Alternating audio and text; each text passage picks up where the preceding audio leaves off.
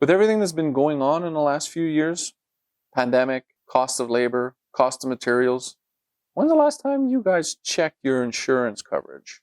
I know it's fun to have small insurance payments, but when the shit hits the fan, you want to make sure you get a check that covers things, not just part of it.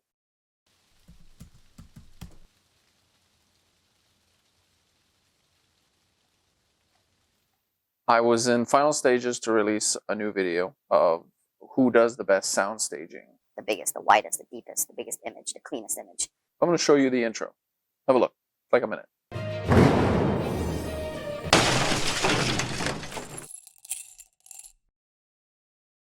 What's up, you audio lunatics? Who doesn't love a good soundstage? I love a good soundstage.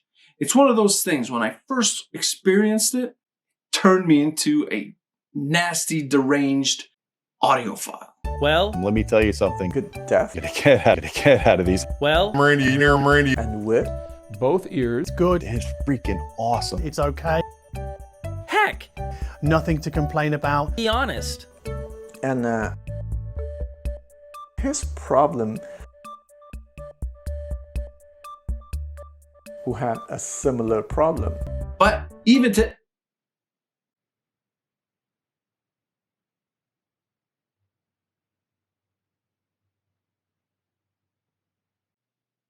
It's awesome. It's what makes an immersive experience. They're both great at doing soundstage, but who does it better?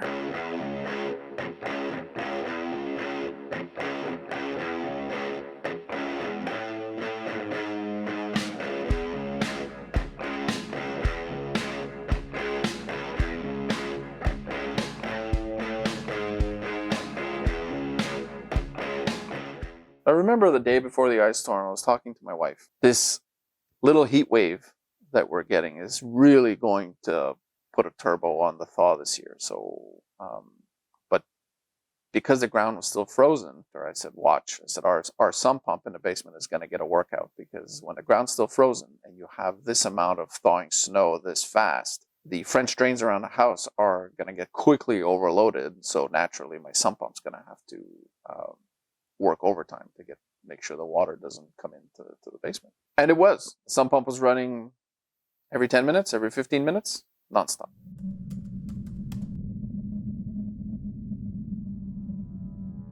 First, the temps dropped hard, so all the water on the trees turned to ice, plus water and ice kept falling from the sky, building up the layer of ice on top of the trees and the branches even more. And then the wind kicked in. That's when the power went out. So naturally, when the power was out, I wasn't equipped. After living here for over 10 years, never had an issue like this. But this time, sump pump stopped working at the worst possible moment. Over 1 million Quebec households were left without power after Wednesday's ice storm in the province.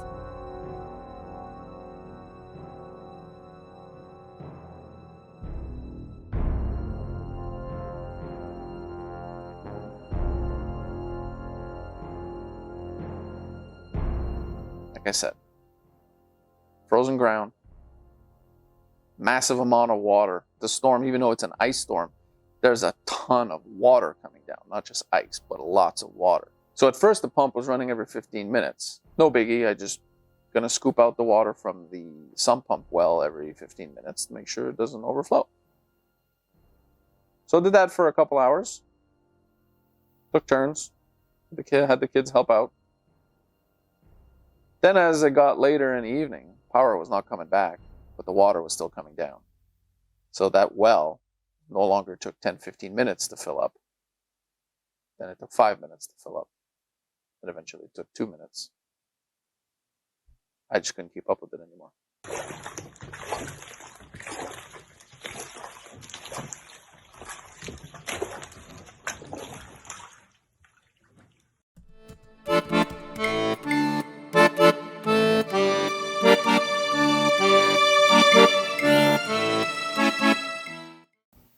Hi, I'd like to open a claim. I don't have my account number with me, but it should be under the Hifi Cave. Yeah. Yes. It's a YouTube channel. No, not like Mr. Beast. Yeah, I know. Yeah, I know. It's probably one of the most profitable channels on YouTube. Nope. No, not me. Nope. No, I don't make that much money per video. No, that's why I'm calling you. That's why I'm calling you guys to make a claim. No. So the adjuster did show up after just a couple days. Considering the amount of people that were probably calling for claims at that time, must have been nuts. Sure enough, the adjuster showed up after 3 days. Very cool. Considering the thousands of claims they were probably dealing with in the region, I was very impressed that he showed up after 3 days. Yeah, showed up, came down into the cave, looked at all the bottom of the walls and the baseboard, saw all the water stains on it, saw the popcorn effect in the floor from the water. And first starts by telling me that, well, it's clear that I had a lot of moisture problems in my basement. No. Well, yes. Last week I had a flood. That's a moisture problem. All right. Shook his hand, said you should have your money in about 10 days. Awesome. Yes, this is the Hifi Cave. I'm just leaving a message concerning my claim. You can call me back at 555-555-5555, extension 5555. Hello, this is the Hifi Cave. I'm just doing a follow-up on my claim. Hello, it's Hifi Cave again. Just leaving another message, just hoping everything's fine. We're now on day 15. I have not heard any news. This back and forth of phone calls, emails, went on all the way to mid-June. From April to mid-June. Took a while. So, they finally approved the damn thing. I finally got a check in late July. At that point, I couldn't care less about stepping foot in this room for a while. I was so fed up, I was so disgusted. I just didn't care. I really didn't. Plus, all of my gear had been sitting on shelves, gathering dust in my garage, in my living room. I didn't even know if my open baffles, my speakers would still be good because I wasn't able to carry those up that night. I was out of energy. They weigh a ton. I couldn't bring them upstairs. So unfortunately, my speakers stayed down here in the water.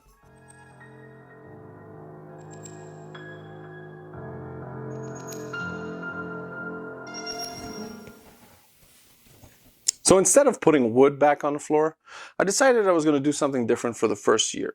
Why? Because I want to make sure that the thousands and thousands of dollars I had to put into my redundant outflow pipes and sump pump systems and the battery packs actually works next spring when the massive thaw hits again. So what I decided is I'm going to clean the concrete completely. I'm going to seal and paint it. And then my wife had the idea, so why don't you do it white? Since you're in a basement, so do it white. We'll add area rugs on top of it to help dampen the sound. And the fact that it's white, it'll brighten your room and it won't feel as dark and small and cramped. And you're actually going to save a couple inches by not having to put a subfloor, which will make your ceiling feel a little bit taller. So that's what I did. But was that a good idea? What about the acoustics in the room? Now that there's no more wood on the floor and it's concrete. Does it still sound good? It's not as good as it was right now. And I think that's normal because there's still a lot of exposed concrete and I don't yet have all of my acoustic padding under every single rug that I have in the room. Even when I had wood floors, when I added those acoustic padding underneath the rugs that I had, it made a huge difference. So I only have one under the main rug here, which is in front of the speakers, but I don't have any under the runner. I don't have any in the ones in the back room. I'm going to add to those as well, which will help. And I do think I am probably going to have to add some absorption on the ceiling on the back part. But that's okay. That'll be work for another video. But for now, it's about 90% of the performance I had before. Yep, so the concrete's sealed, painted, white. Baseboard gold, and I just kept the baseboard sticking all the way to the bottom. And what I added, so because of the coldness of the concrete compared to the wood, even though I have area rugs now, I decided to opt for a more cozy with a nice comfy couch as opposed to having individual chairs for now. I wanted to feel cozier. I didn't want it to feel, I had like to counterbalance the cold effect of the concrete with something comfy. So on top of that, what I decided to do is add a little counter behind. So if you're sitting here, you're in a sweet spot, or you're sitting here at the counter, you're still in the sweet spot.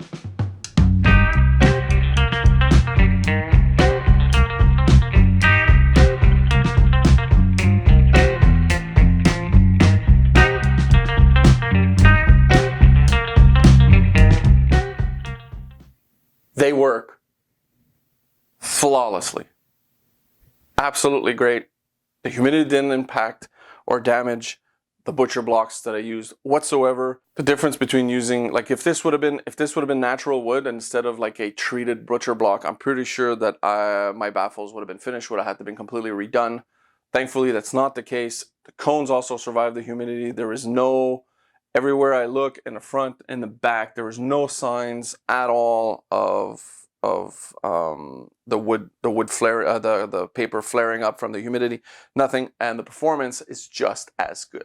So good stuff. Same thing with all of the electronics. All of it works.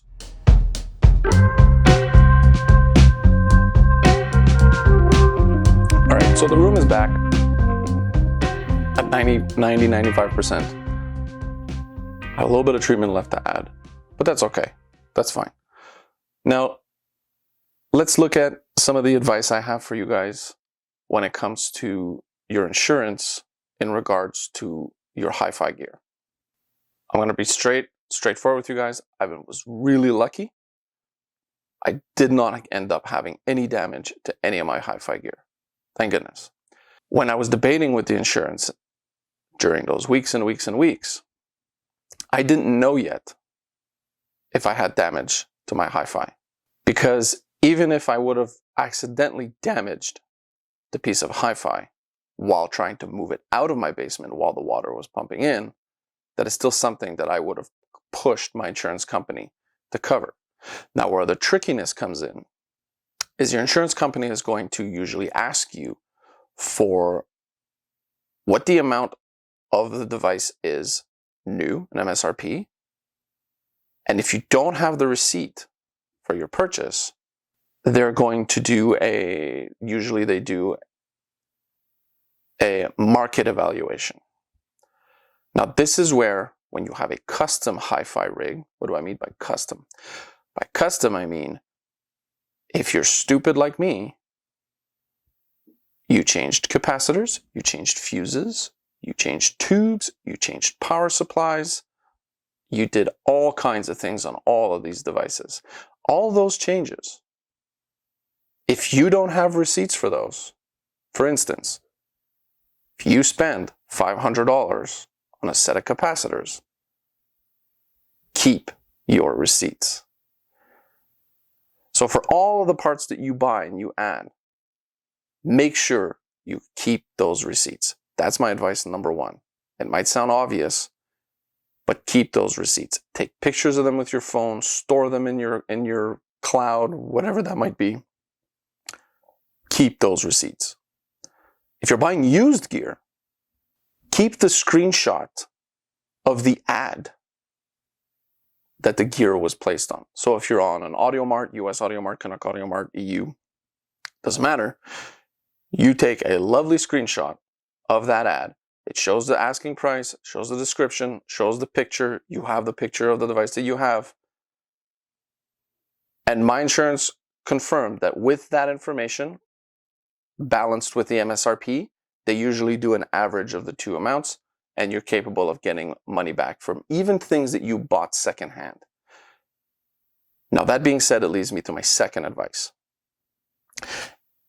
When you are shopping for insurance, or when you are renewing your insurance, or heck, coming back to the first question of this video, Since the pandemic, prices on materials and labor have gone through the roof, as everyone have noticed, correct? Right. Now, when I put in my pool and renovated my yard last year, naturally, I called my insurance company to add the pool, to add all that extra electrical work and so on to my insurance. While I was there, I happened to look at the amount that I was covered to rebuild my home, should my home ever burn down or whatever, or get stolen in the middle of the night, someone steals my house. I had to rebuild it. The amount that I was insured to rebuild the house, there was no way in hell I was rebuilding my house for that amount, given the inflation and skyrocket of lumber, materials, tiles, everything, plus the labor. Like, I had a bathroom renovation done by a professional contractor 1 year before the pandemic. It cost me $11,000. This is a small bathroom. That was 7 by 10. I had another bathroom redone after the pandemic. This was a 7 feet by 7 foot bathroom. It is tiny. It cost $23,000. And trust me, I did not take the highest contract quote that I got. So, guys, review the amounts that you are covered to rebuild your home, especially if you live up north like I do. Things have gotten crazy. I'm hearing that if you live down in the south in the States, yes, things have gone up, but it doesn't sound like they've doubled or tripled like some things have here. It's nuts. So check your amounts, everything. Rebuilding your home. The amount you have also from insurance, should you need to stay temporarily somewhere, that amount of money as well matters. Because in today's rental market, good luck with if you're insured only for the amount of money that it was 5 or 10 years ago. Everything has changed. So review those amounts. Review the amounts that you have for the goods inside your house. And this is where your hi-fi equipment usually comes in, unless you have a specialized type of insurance for ultra high-end hi-fi gear. I'm talking things that are in the hundreds of thousands. That's a different story. But for an average Joe Schmo like me and you, that have to save their hard-earned pennies to be able to buy this equipment because it's a hobby and it's a passion, this will lead me to my third tip. Read the fine print on your insurance contract. Everything that you or do not understand or you are not sure of, and it is not explicit in your mind, you need to ask your insurance company those explicit questions. Explicit questions like, what does this sentence mean? What is it? What does this mean? Have them elaborate. And that brings me also to your hi-fi components. Be upfront and blunt with your insurance broker or your insurance company. Show them what you have. Explain it to them. So I have this piece of gear and this piece of gear. In my case, 12 pieces of gear. This is how much it costs. Am I covered under my goods of my home? Should something happen to them, either from a fire, from a natural disaster, from a flood, a tornado, be explicit, ladies and gentlemen, explicit. And once you have the answers, take notes, summarize it all in an email, and you email your broker as a summary after, thanking them for taking the time, and to please confirm that what you took notes of is accurate. Do that. You might never need it, but if you do, you'll know exactly where you stand. And I'm not saying that by these 3 tips that you will be covered for every single little detail you do with your hi-fi for every single scenario. That is not what I'm saying. What I'm saying is, by doing these 3 tips, you will know what's covered, to what amount, and in what context and what scenarios you're covered. At least you'll know. And on that note, enough of this downer shit. Time to listen to some music. I'll be back soon with another video.